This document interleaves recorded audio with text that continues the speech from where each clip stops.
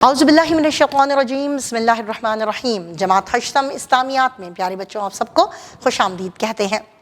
आज हम पढ़ेंगे बाब नंबर 2 ईमानियात और इबादात में हिस्सा ईमानियात में सबक नंबर 2।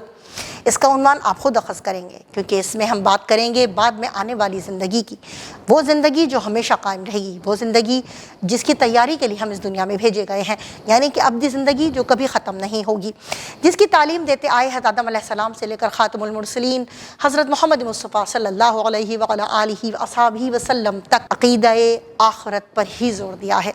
जी मेरे प्यारे बच्चों, यकीनन आप सबक नंबर 2 समझ गए होंगे कि हमारा अक़ीदा आखिरत के बारे में है। निकाल लीजिए अपनी किताबें और आप पढ़ते हैं अपने सबक को ताकि हम मज़ीद जान सकें अक़ीदा आखिरत के बारे में। जी मेरे प्यारे बच्चों, हम पढ़ने चले हैं सबक नंबर 2 अक़ीदा आखिरत। हासिलात ताल्लुम है, सबक को पढ़ने के बाद तलबा इस काबिल हो जाएंगे कि आखिरत का माना व मफ़हूम जान सकें, अक़ीदा आखिरत के तसव्वुर और अहमियत को समझ सकें, हौज़ कौसर, शफ़ात रसूल ख़ातमुन नबीय्यीन सल्लल्लाहु अलैहि व अला आलिहि व अस्हाबिहि वसल्लम और मक़ाम महमूद के बारे में जान सकें, मीज़ान, पुलसरात और अमाल के हिसाब व किताब के मराहिल को समझ सकें, ये समझ सकें कि अक़ीदा आखिरत का इनकार दीन इस्लाम की बुनियादी रूह के मुनाफी है, जज़ा व सज़ा और जन्नत व जहन्नुम के तसव्वुर को समझकर उस पर ईमान पुख्ता कर सकें, अक़ीदा आखिरत की रूह को समझकर अपनी अमली ज़िंदगी के मुताबिक गुजार सकें, तामीर किरदार में अक़ीदा आखिरत के नफ्सियाती, मुआशरती, इनफरादी और इज्तमाई असरात का जायज़ा ले सकें। अब हम पढ़ना शुरू करते हैं अपना सबक, जिसमें हम पढ़ेंगे अक़ीदा आखिरत का माना व मफ़हूम। प्यारे बच्चों, आखिरत के माना है बाद में आने वाली चीज़।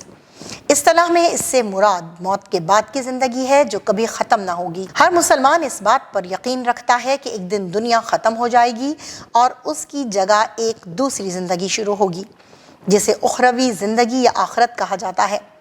उखरवी ज़िंदगी पर ईमान रखने का नाम अक़ीदा आखिरत है। कुरान मजीद में आखिरत पर ईमान लाने की बार बार ताकीद की गई है। इरशाद बारी ताला है, सूरतुल बक़रा की आयत नंबर 4 की तिलावत करती हूँ, व बिल आखिरति हुम यूक़िनून, और वो आखिरत पर यकीन रखते हैं। तो प्यारे बच्चों, अक़ीदा आखिरत इस्लाम के बुनियादी अक़ाइद में से अहम अक़ीदा है।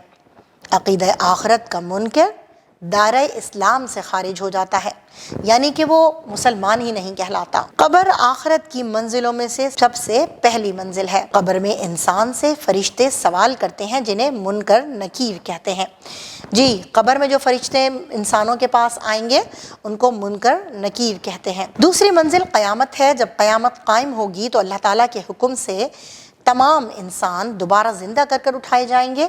इसके बाद उनकी ज़िंदगी का कभी ख़ात्मा नहीं होगा।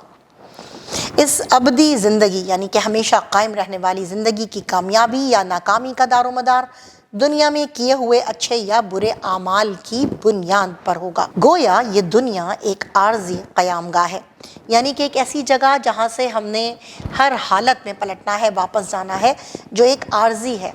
हम थोड़े अरसे के लिए यहाँ पर हैं। बेसिकली यहाँ पर हमें आखिरत की तैयारी के लिए भेजा गया है। इंसान की इस दुनिया में आमद का मकसद उसकी आजमाइश है, जैसा कि कुरान मजीद में अल्लाह ताला इरशाद फरमाता है। सूरतुल मुल्क की आयत नंबर 2 है, अल्लज़ी खलक़ल मौता वल हयाता लियब्लुवकुम अय्युकुम अहसनु अमला वहुवल अज़ीज़ुल गफ़ूर। जिसने मौत और ज़िंदगी इसलिए पैदा फरमाई ताकि तुम्हें आजमाए कि तुम में से अमल के एतबार से कौन अच्छा है, और वो बहुत गालिब, बड़ा ही बख्शने वाला है। दुनिया में किए गए हमारे अच्छे या बुरे अमाल के नताइज आखिरत में ज़ाहिर किए जाएंगे। हर शख्स को उसका अमाल नामा दिखाया जाएगा, जिसमें उसकी हर छोटी बड़ी नेकी या बदी के मुताल्लिक़ लिखा हुआ होगा। फिर इन तमाम अमाल का हिसाब लिया जाएगा। इरशाद बारी ताला है, सूरतुल मोमिन की आयत नंबर 17 है, अल यौम तुज्ज़ा कुल्लु नफ्सिम बिमा कसबत ला ज़ुल्मल यौम इन्नल्लाहा सरीउल हिसाब। आज क़यामत के दिन हर शख्स को उसका बदला दिया जाएगा जो उसने कमाया। आज कोई जुल्म ना होगा, बेशक अल्लाह बहुत जल्द हिसाब लेने वाला है। रोज़े हशर कोई भी शख्स, यानी कि जब हशर का मैदान कायम होगा, रोज़े क़यामत आप समझ लें इसको, تو کوئی بھی شخص اپنے کسی بھی عمل سے انکار نہیں کر سکے گا، یہاں تک کہ اس کے جسم کے اعضاء یعنی کہ اس کے ہاتھ، پاؤں، زبان، آنکھیں، کان وغیرہ گواہی دیں گے کہ اس شخص کے اعمال کیسے تھے۔ اس روز ہر شخص کی نیکیوں اور گناہوں کا وزن کیا جائے گا۔ اسی مناسبت سے یہ فیصلہ کیا جائے گا وہ شخص جنت میں داخل ہوگا یا دوزخ اس کا ٹھکانہ ہوگا۔ گویا دنیا میں انسان جیسے اعمال کرے گا آخرت میں اسی کے مطابق صلا پائے گا اور اس پر ذرہ برابر بھی ظلم نہیں کیا جائے گا۔ پیارے بچوں، آپ کو پتا ہے جنت کے 8 دروازے ہیں جی۔ اس کا ذکر اللہ تعالیٰ نے قرآن مجید میں یوں ارشاد فرمایا ہے، سورۃ الانبیاء کی آیت نمبر 47 ہے، وَنَزَعُ الْمَوَازِينَ الْقِسْطَ لِيَوْمِ الْقِيَامَةِ فَلَا تُظْلَمُ نَفْسٌ شَيْئًا، اور ہم قیامت کے دن انصاف کی ترازو رکھیں گے، پھر کسی جان پر کچھ ظلم نہ کیا جائے گا۔ یعنی کہ اللہ تعالیٰ کیا ایک میزان جو ہے وہ رکھا جائے گا جس میں تولا جائے گا انسانوں کے گناہوں کا اور انسان کی نیکیوں کا وزن کیا جائے گا۔ انصاف کی ترازو باقاعدہ وہاں پر موجود ہوگی، تو ذرہ برابر بھی جو نیکی کرے گا وہ اس کو پالے گا، ذرہ برابر بھی جو کوئی برائی جس نے کی ہوگی وہ اس کا انجام حاصل کر لے گا۔ اس دن قیامت کے دن بہت ہولناک ہوگا۔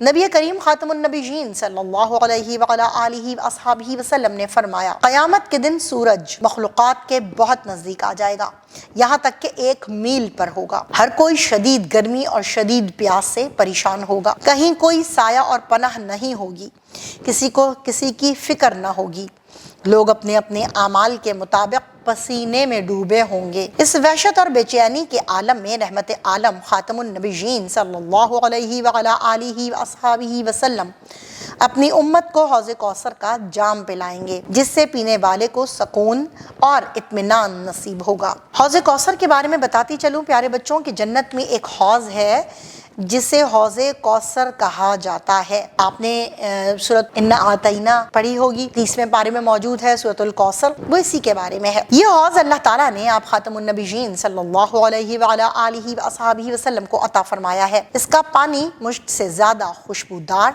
دودھ سے زیادہ سفید، برف سے زیادہ ٹھنڈا اور شہد سے زیادہ میٹھا ہے۔ اس میں موجود کنکریاں جواہرات اور یاقوت کی مانند ہیں۔ آپ خاتم النبیین صلی اللہ علیہ وآلہ آلہ وصحبہ وسلم اپنے نیک امتیوں کو حوض کوثر سے پانی پلائیں گے۔ اب بات کرتے ہیں مقام محمود کی۔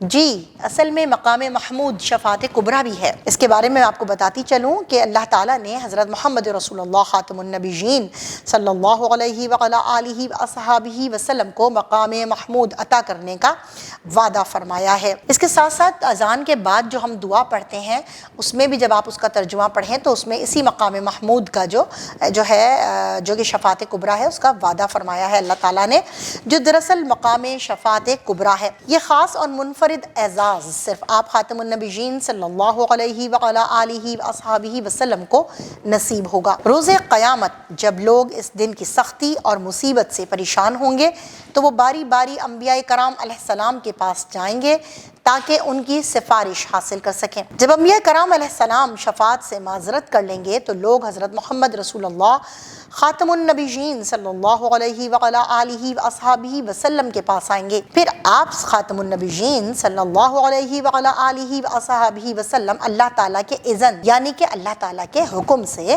لوگوں کی سفارش فرمائیں گے اور اس کے بعد حساب کتاب کا عمل شروع ہو جائے گا۔ اب بات کرتے ہیں اوپر جو ہم نے بات کی تھی میزان کی بچوں، اس کے بارے میں آپ کو بتاتی چلوں کہ میزان سے مراد وہ ترازو ہے جسے اللہ تعالیٰ قیامت کے دن قائم فرمائے گا تاکہ بندوں کے نیک اور برے اعمال تولے جائیں۔ پھر جس کے نیک اعمال کا وزن برے اعمال کے مقابلے میں زیادہ ہوگا اس کو اچھے انجام کی خوشخبری سنائی جائے گی، اور جس کے برے اعمال وزن میں نیک اعمال سے زیادہ ہوں گے وہ برے انجام سے دوچار ہوگا۔ اب مقام شروع ہوتا ہے پل صراط کا۔ یہ وہ پل یا گزرگاہ ہے جو دوزخ کے اوپر ہوگا۔ یہ بال سے زیادہ باریک، تلوار کی دھار سے زیادہ تیز ہوگا۔ جنت کے حقدار اسے آسانی سے پار کر لیں گے۔ بہت جگہوں پہ آیا ہے کہ بجلی کسی تیزی سے وہ اس کو پار کر جائیں گے، جبکہ دوزخی یعنی کہ جو جہنمی لوگ ہوں گے وہ اسے پار نہ کر سکیں گے اور دوزخ میں گر جائیں گے۔ پھر شروع ہوتا ہے حساب و کتاب کے مراحل کا سلسلہ۔ قیامت کے دن اللہ تعالیٰ حساب کتاب کے بعد لوگوں کو ان کے اعمال کا ٹھیک بدلہ دے گا۔ انصاف کے تقاضے پورے کیے جائیں گے، کسی کے ساتھ ظلم نہ ہوگا، لوگوں کو ان کے نیک و بد اعمال کے مطابق جزا و سزا کا حقدار ٹھہرایا جائے گا۔ نیک اعمال کو ان کا نامہ اعمال یمین یعنی کہ دائیں ہاتھوں میں دیا جائے گا، جبکہ برے لوگوں کو ان کا نامہ اعمال بائیں ہاتھ میں دیا جائے گا۔ پھر باری آتی ہے جنت اور دوزخ کی۔ جنت میں سب سے پہلے نبی کریم خاتم النبیین صلی اللہ علیہ وعلی آلہ واصحابہ وسلم داخل ہوں گے، پھر باقی جنتی داخل ہوں گے۔ یہاں ان کے لیے ہر طرح کی نعمتیں ہوں گی، یہاں پھلوں کے باغات، دودھ، شہد کی نہریں، راحت و آرام، عیش اور سکون کے سب سامان ہوں گے۔ یہاں موتی اور جواہرات سے بنے محل، سونے چاندی کے برتن اور قیمتی لباس ہوں گے۔ ایسی نعمتیں ہوں گی کہ جنہیں نہ کسی آنکھ نے دیکھا اور نہ کسی کان نے سنا ہوگا۔ سب سے بڑی نعمت اللہ تعالیٰ کا دیدار اور اس کی خوشنودی ہوگی۔ جنتی لوگوں کو نہ کسی قسم کا کوئی غم ہوگا اور نہ خوف ہوگا۔ ایمان والوں اور نیکوکاروں کی یہی جزا ہے۔ اس کے برعکس دوزخ انتہائی برا ٹھکانہ ہے۔ یہاں بھڑکتی ہوئی آگ، کھولتا ہوا پانی، سانپ، بچھو اور طرح طرح کے عذاب ہوں گے۔ یہ برے لوگوں، کافروں، مشرکوں اور منافقوں کے لیے تیار کی گئی ہے۔ پیارے بچوں، آپ کو یہ تو پتہ ہی ہے، کافر کفر کرنے والے کو کہتے ہیں، مشرک شرک کرنے والے کو کہتے ہیں، یعنی کہ جو اللہ تعالیٰ کی ذات کے ساتھ کسی کو شریک کرتا ہے، اور منافق اس کو کہتے ہیں جو ظاہر و باطن الگ الگ رکھتا ہے، یعنی ظاہراً وہ اپنے آپ کو مسلمان کہتا ہے لیکن باطناً وہ غلط لوگوں کے ساتھ، کافروں کے ساتھ ملا ہوا ہوتا ہے۔ دوزخ کا ایندھن یہی لوگ اور پتھر ہوں گے، یعنی دوزخ جن سے بھڑک کر باہر آئے گی اور دوزخ جل رہی ہوگی، اس کا ایندھن یہی لوگ ہوں گے۔ یہ ان کے برے اعمال کا بدلہ ہوگا جو وہ دنیا میں کیا کرتے تھے۔ اب ہم پڑھتے ہیں عقیدہ آخرت کے انسانی زندگی پر اثرات کے بارے میں۔ عقیدہ آخرت انسانی زندگی پر گہرے اثرات مرتب کرتا ہے، جس میں سے چند درج ذیل ہے۔ آخرت پر یقین رکھنے سے انسان اس احساس کے ساتھ زندگی گزارتا ہے کہ وہ اپنے ہر عمل کے لیے آخرت میں اللہ تعالیٰ کے سامنے جواب دہ ہے، اس لیے وہ ہمیشہ نیک اعمال کے لیے کوشاں رہتا ہے۔ آخرت پر یقین انسان کے اخلاق و کردار کو سنوارتا ہے اور اخلاقی اقدار کو پروان چڑھانے میں مدد دیتا ہے۔ ایسا شخص سچا، امانت دار، سخی، فیاض ہوتا ہے۔ وہ اپنا مال اللہ کی خوشنودی کے لیے زکوٰۃ، صدقات اور خیرات کی صورت میں خرچ کرتا ہے۔ آخرت پر یقین رکھنے کے نتیجے میں انسان میں شجاعت یعنی کہ بہادری و دلیری اور استقامت جیسی اعلیٰ صفات پیدا ہوتی ہیں۔ آخرت کی زندگی کا یقین مسلمان کے دل سے ہر طرح کا خوف دور کر دیتا ہے۔ اسے اس بات پر پختہ یقین ہوتا ہے کہ موت کا ایک وقت مقرر ہے، اس سے پہلے موت نہیں آ سکتی، لہٰذا وہ بڑے سے بڑے ظالم اور جابر کے سامنے بھی کلمہ حق کہنے سے نہیں ڈرتا۔ آخرت پر یقین رکھنے والا مخلوق خدا سے ہمدردی اور شفقت کا رویہ رکھتا ہے، عاجزی و انکساری اختیار کرتا ہے اور انفرادی طور پر وہ نیک کام کرنے میں دوسرے لوگوں سے سبقت لے جانے کی کوشش کرتا ہے، یعنی کہ ان سے آگے بڑھنے کی کوشش کرتا ہے تاکہ آخرت میں اچھا مقام و مرتبہ حاصل کر سکے۔ آخرت پر ایمان رکھنے سے انسان میں احساس ذمہ داری پیدا ہوتی ہے۔ وہ اپنے فرائض میں کوتاہی نہیں برتتا کیونکہ وہ جانتا ہے کہ آخرت میں اس کی ذمہ داریوں اور فرائض کے بارے میں پوچھا جائے گا۔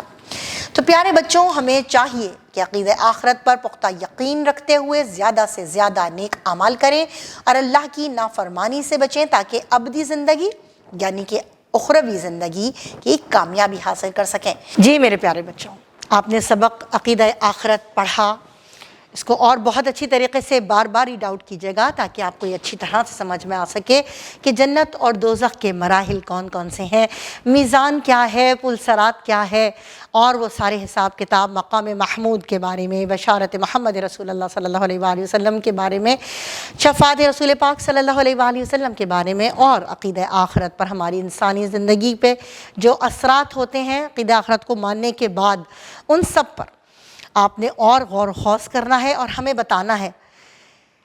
یہ ساری باتیں آپ کو بار بار پڑھنے کے بعد اور ہمارا لیکچر سننے کے بعد سمجھ میں آئیں گی۔ تو یقیناً مجھے یقین ہے اس بات پر کہ آپ لوگ اس سبق کو بہت اچھی طرح سے پڑھیں گے اور اس پر غور و خوض بھی کریں گے۔ اسی بات کے ساتھ ملتے ہیں اس کی مشق میں تاکہ ہم مزید اس کو جان سکیں۔ اس وقت تک کے لیے اللہ حافظ۔